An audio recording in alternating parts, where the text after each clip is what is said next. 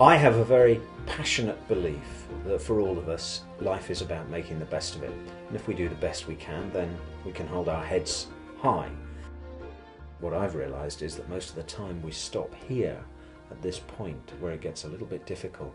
But the reality for all of us is that our true limits are way, way, way, way, way up here, beyond this point at which we feel uncomfortable. I decided that I would join the army. I went to the Royal Military Academy Sandhurst. I got a tremendous amount from the army. I learned a lot about other people. I learned a lot about the importance of leading by example.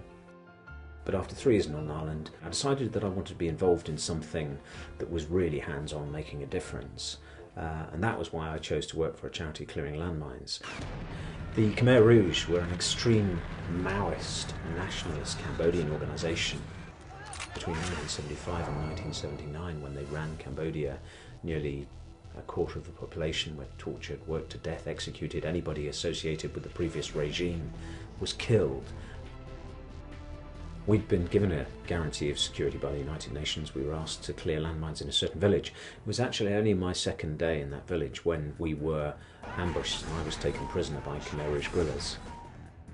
One of the Khmer Rouge commanders said to me, "You are a Khmer Rouge prisoner of war now," and that we were totally alone. All the people that had ever been taken back into their territory had all been executed. Nobody had ever come back alive.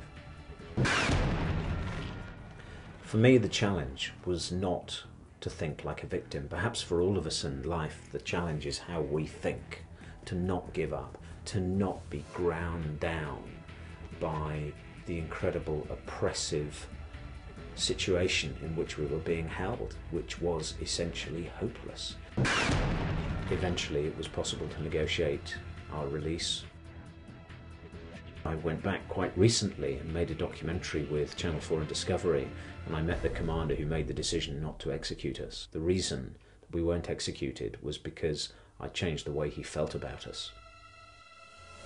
I stayed in Cambodia for nearly another 2 years. I then went to work in Mozambique, East Africa. I've been there 4 months. When I was walking up the middle of a cleared lane, ironically one of the least dangerous things I ever did. And I was blown up by a landmine. It wasn't possible for the blokes to locate. First thing I remember was the huge feeling and sound of the blast, and then there was a bump as I hit the ground. I think survival in that situation is about maintaining the ability to reason, and as I looked around trying to understand what had happened and trying to control myself, I saw that my lower right leg had been completely blown off. I had quite a lot of flash burns. There was a huge hole through my right hand. So I started to focus on all the reasons that I had to live. People talk a lot about the survival mechanism, but that isn't the way that it is. We also have a death mechanism. And after a while, it is by far the most attractive option, but that's true of any difficult challenge in life. It's always easier to do nothing.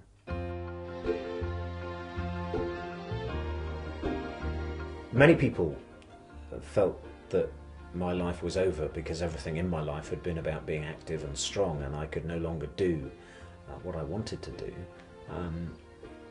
For me, I didn't see it that way. I just saw it as a change that I had to manage, and I started to focus on the opportunities, and I started to work hard to focus on the positives and also to not be beaten by the badness.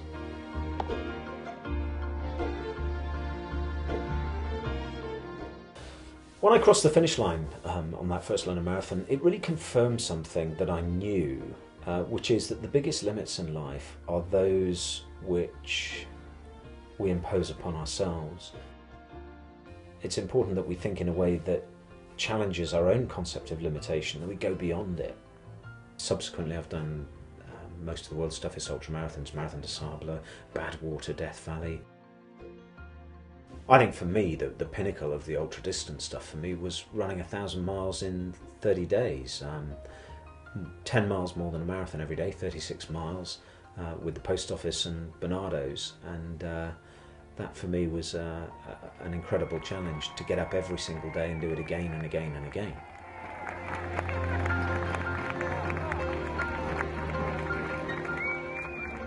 For more than 10 years now, I've been asked to share my experiences with her, which I've done both as a keynote speaker and an after-dinner speaker. I've also taken that at the request of my clients into longer experiences for their people. So we do half-day workshops, which are around getting them to relate these principles to themselves and see how they can do what they do better.